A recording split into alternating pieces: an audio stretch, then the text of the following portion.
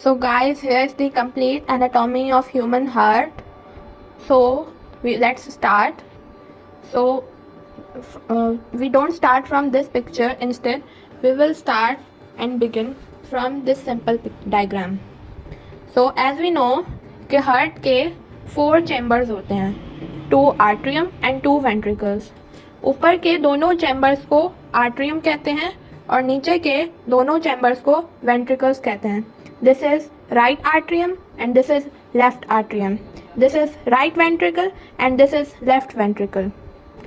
Both the atrium are separated by inter atrial septum.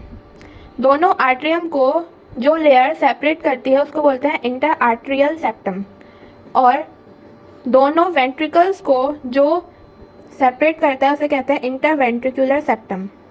ये लिखा हुआ inter ventricular septum separates the right ventricle from the left ventricle. Right atrium में enter करती है वीना कावा, interior superior Veena कावा and inferior vena कावा. और right atrium opens into right ventricle through a valve known as tricuspid valve. Right atrium right ventricle में खुलता है थ्रू अ ट्राइकस्पिड वॉल्व. एक वॉल्व है, एक गेट समझें जिसको हम कहते हैं ट्राइकस्पिड वॉल्व. उसी तरह left atrium opens into left ventricle through bicuspid valve.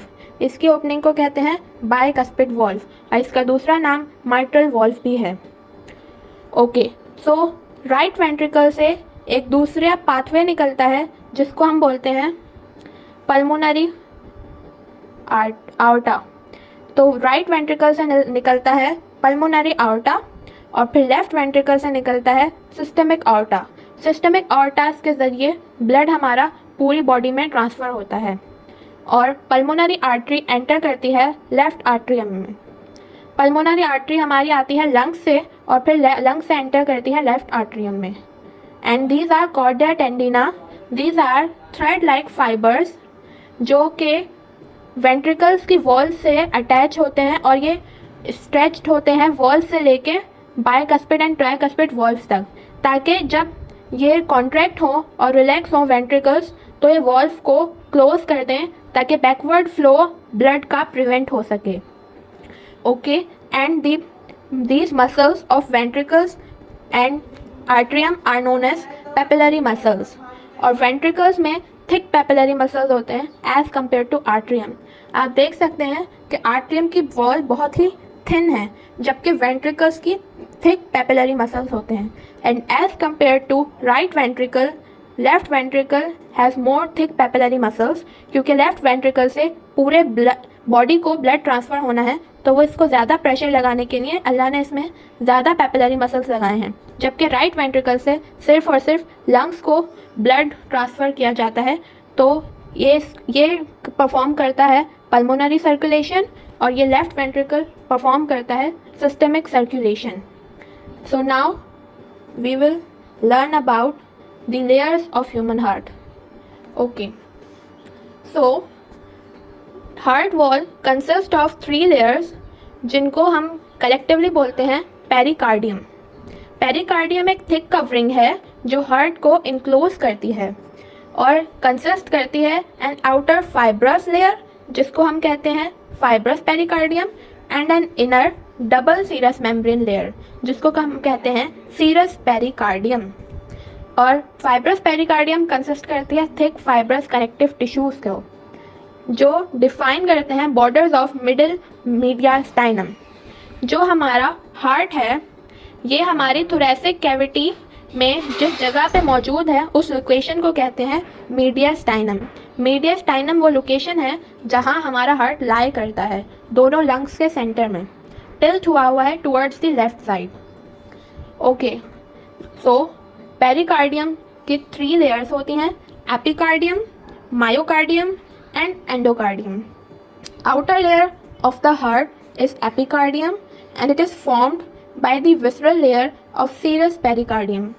Myocardium is muscular middle layer and endocardium is middle concentric layer, a subendocardial layer.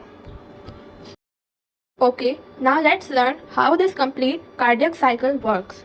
So first of all, मैं आपको एक रफ डायग्राम बना के दिखाती हूँ।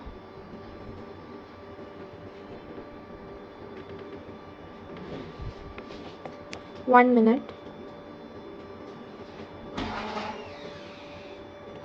Consider that these are atrium and these are the ventricles. Okay तो क्या होता है, फर्स्ट ऑफ ऑल पूरी बॉडी से जो भी डीऑक्सीजनेटेड ब्लड होता है, मतलब जो ऑक्सीजन कंटेन नहीं करता, वो एंटर करता है दो वेन से, लार्ज वेन्स, जिनको हम कहते हैं सुपीरियर वीना कावा एंड इन्फीरियर वीना कावा. सुपीरियर वीना कावा एंड इन्फीरियर वीना कावा both enters in the right atrium. So this is superior vena cava and this is inferior vena cava. Both enters into the right atrium. दोनों large veins होती हैं और ये right atrium में deoxygenated blood carry करके लाती हैं, और उस वक्त राइट आर्ट्रियम में फिर क्या मौजूद होता है, डीऑक्सीजनेटेड ब्लड. ओके, सो जब ये राइट आर्ट्रियम सिस्टोलिक कंडीशन में जाता है, systole means contract, when there is atrial systole, जब ये आर्ट्रियम सिस्टोल में जाती है, कॉन्ट्रैक्ट करती है, सो ये tricuspid valve, this tricuspid valve opens, और फिर ये जो डीऑक्सीजनेटेड ब्लड है ये हमारा आ जाता है राइट वेंट्रिकल में. अब इस राइट वेंट्रिकल में आ चुका है हमारा डीऑक्सीजनेटेड ब्लड. अब थ्रू दिस राइट वेंट्रिकल ये ब्लड मूव करता है इनटू दी पल्मोनरी आर्टा. यहाँ से एक लार्ज आर्टरी जाती है जिसको हम कहते हैं pulmonary aorta. Let me show you कि यहाँ से एक आर्टरी निकल रही है राइट वेंट्रिकल में से, लार्ज आर्टरी जिसको हम कह रहे हैं पल्मोनरी आर्टा, जो यहाँ से ब्लड को कैरी करके लेके जा रही है इनटू द लंग्स. अब यहाँ से ब्लड जाएगा लंग्स की तरफ. ये ब्लड जा रहा है लंग्स के पास. यहाँ से ये ब्लड कैरी करेगा ऑक्सीजन, यहाँ से इसको मिली ऑक्सीजन. अब ये ब्लड वापस आ रहा है. अब ये आएगा लेफ्ट आर्ट्रियम में थ्रू पल्मोनरी वेन्स. यहाँ एंटर होगा तो यहाँ होती है पल्मोनरी वेन्स. पल्मोनरी वेन्स के जरिए यह ऑक्सीजनेटेड ब्लड हो चुका है लंग्स के थ्रू, तो अभी ऑक्सीजनेटेड ब्लड आएगा लेफ्ट आर्ट्रियम में थ्रू पल्मोनरी वेन्स. और पल्मोनरी वेन्स पूरे बॉडी की वो वाहिद वेन होती है जिसमें मौजूद होता है ऑक्सीजनेटेड ब्लड. उसी तरह ये पल्मोनरी आर्टरी भी पूरी बॉडी की ऐसी वाहिद आर्टरी है जो कैरी करती है डीऑक्सीजनेटेड ब्लड. बाकी तमाम आर्टरीज में ऑक्सीजनेटेड ब्लड होता है, उसी तरह बाकी तमाम वेन्स में डीऑक्सीजनेटेड ब्लड होता है एक्सेप्ट पल्मोनरी वेन. अब पल्मोनरी वेन के जरिए ऑक्सीजनेटेड ब्लड लेफ्ट आर्ट्रियम में आ चुका है. अब जब लेफ्ट आर्ट्रियम भी सिस्टोल में जाएगी, विच मीन्स मैंने आपको बताया सिस्टोल का मतलब होता है कॉन्ट्रैक्शन. जब कॉन्ट्रैक्ट करेगा लेफ्ट आर्ट्रियम तो इसका भी ये bicuspid valve also known as mitral valve open हो जाएगा और यहाँ से ब्लड एंटर करेगा हमारा लेफ्ट वेंट्रिकल में. अब यहाँ लेफ्ट वेंट्रिकल में हमारा ब्लड आ चुका है. अब लेफ्ट वेंट्रिकल जब कॉन्ट्रैक्ट करेगा, अब जब वेंट्रिकुलर सिस्टोल होगा तो यहाँ से एक बड़ी आर्टरी, लार्ज आर्टरी निकलती है which is known as systemic aorta. ये यहाँ से बैक से अराइज होती है. ये लेट मी शो यू. अगर ऐसा हार्ट है तो ये पीछे से सिस्टेमिक आर्टा, लार्ज आर्टरी पीछे से अराइज होगी और ये यहाँ से यूँ, ये यूँ, यहाँ से लेफ्ट वेंट्रिकल से थ्रू सिस्टेमिक आर्टा अब ब्लड हमारा बॉडी के हर पार्ट में की तरफ रवाना हो जाएगा. अब यहाँ से हमारा जा रहा है ऑक्सीजनेटेड ब्लड जिसमें ऑक्सीजन मौजूद है. अब ये ब्लड जा रहा है बॉडी के तमाम पार्ट्स की तरफ. बॉडी के तमाम पार्ट्स की तरफ लेफ्ट वेंट्रिकल जब कॉन्ट्रैक्ट होगा तो हमारा ऑक्सीजनेटेड ब्लड पूरी बॉडी के पार्ट्स की तरफ रवाना हो जाएगा और फिर दोबारा से वो पूरी बॉडी में गुजरेगा, वहाँ ऑक्सीजन छोड़ेगा, फिर वहाँ से कार्बन डाइऑक्साइड उठा लेगा, फिर वो वापस आएगा राइट आर्ट्रियम के पास थ्रू वीना कावा, सुपीरियर वीना कावा एंड इन्फीरियर वीना कावा. फिर ये थ्रू ट्राइकस्पिड वाल्व आएगा राइट वेंट्रिकल में. फिर राइट वेंट्रिकल से ये आएगा पल्मोनरी आर्टा में. पल्मोनरी आर्टा के जरिए जाएगा फिर से लंग्स के पास. लंग्स के पास से फिर ऑक्सीजन कलेक्ट करेगा और ऑक्सीजन कलेक्ट करके थ्रू पल्मोनरी वेन्स ये आएगा लेफ्ट आर्ट्रियम के पास और लेफ्ट आर्ट्रियम से थ्रू बाइकस्पिड और माइट्रल वाल्व ये आएगा लेफ्ट वेंट्रिकल में और लेफ्ट वेंट्रिकल से through systemic aorta, a large artery, ये पूरी बॉडी के पास चला जाएगा और इसी तरह साइकिल चलती रहेगी. अब इसमें दो इम्पॉर्टेंट टर्म्स होते हैं which are known as systole and diastole. So systole means contraction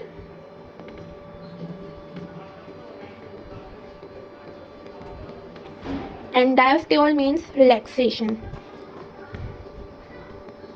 जब आर्ट्रियम कॉन्ट्रैक्ट करेगी तो उसको बोलेंगे आर्ट्रियल सिस्टोल, जब वेंट्रिकल्स कॉन्ट्रैक्ट करेंगी तो उसको बोलेंगे वेंट्रिकुलर सिस्टोल, जब आर्ट्रियम रिलैक्स करेंगी तो उसको बोलेंगे आर्ट्रियल डायस्टोल, और जब वेंट्रिकल्स रिलैक्स करेगी तो उसे बोलेंगे atrial diastole, ventricular diastole sorry. तो अब दोबारा से एक हार्ट का रफ सा डायग्राम बना लेते हैं। मेरी ड्राइंग इतनी अच्छी नहीं है, लेकिन अल्लाह का शुक्र है मेरी पढ़ाई से बॉटनी ज़ूलॉजी अच्छी है काफ़ी, लेकिन ड्राइंग इतनी कुछ ख़ास नहीं है। बस गुज़ारे लायक है, आप लोग भी प्लीज़ पर मेरे लेक्चर पे फोकस कीजिएगा, ड्राइंग पे नहीं। सो जैसे कि मैंने बताया ये दो वॉल्व्स हैं, ये ट्राइकस्पिड वॉल्व है और ये है bicuspid valve, also called mitral valve. So इसके अलावा भी वॉल्व्स होते हैं जिनको हम बोलते हैं सेमी लूनार वॉल्व्स। अब ये कहाँ प्रेजेंट होते हैं?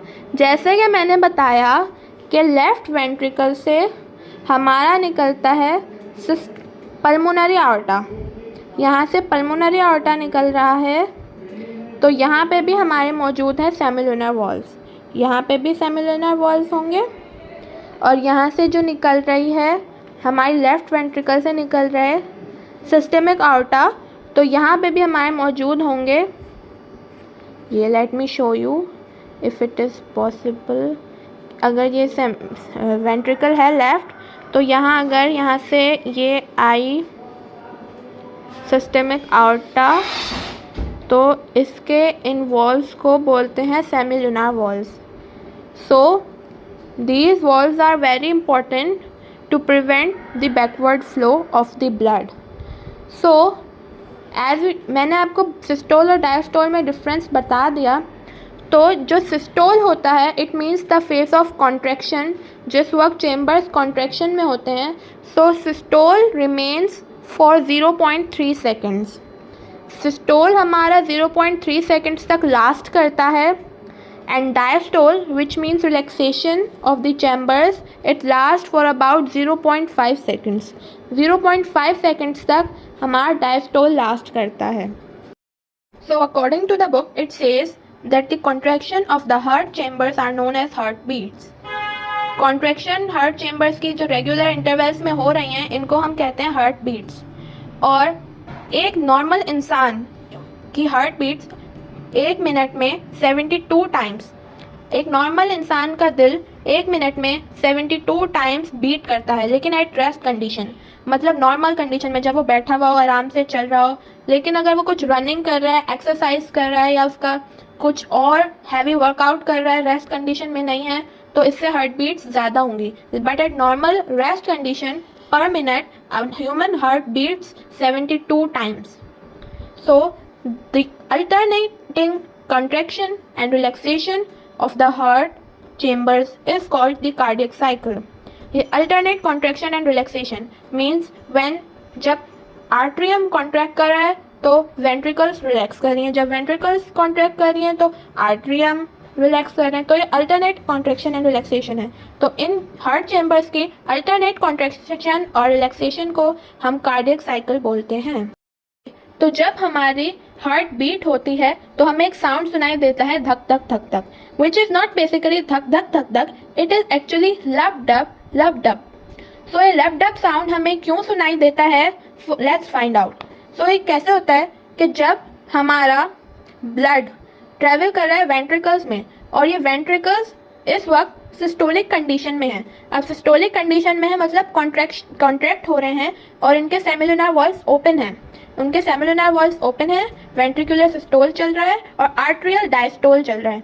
तो वेंट्रिकुलर सिस्टोल चल रहा है तो मतलब इस वक्त ये पल्मोनरी आर्टा और सिस्टमिक आर्टा ओपन है, तो इसमें से ब्लड फ्लो कर रहा है। और एवी वॉल्व्स, आर्ट्रियो वेंट्रिकुलर वॉल्व्स मतलब बाइकस्पिड वॉल्व और ट्राइकस्पिड वॉल्व जैसा क्लोज हैं।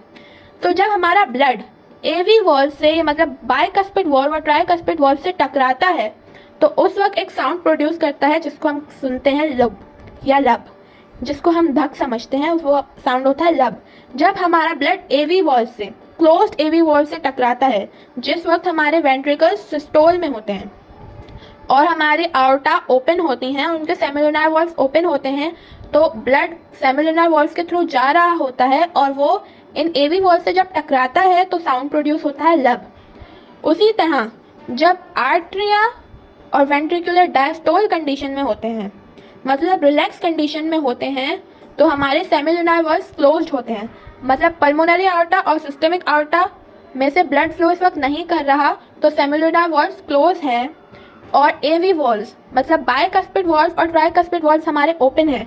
तो ये ओपन है तो ब्लड इनमें से वेंट्रिकल्स में आ रहा है और वेंट्रिकल्स का ब्लड जब सेमिलुनर क्लोज्ड वॉल्व से टकराता है तो दूसरा साउंड प्रोड्यूस करता है जिसे हम सुन पाते हैं डब। तो इसमें हमने सुना लब, जो कि ओपन सेमिलुनर वॉल्व्स है उस वक्त और एवी वॉल्व्स क्लोज्ड हैं और ब्लड टकराता है क्लोज्ड एवी वॉल्व से और साउंड प्रोड्यूस होता है लब।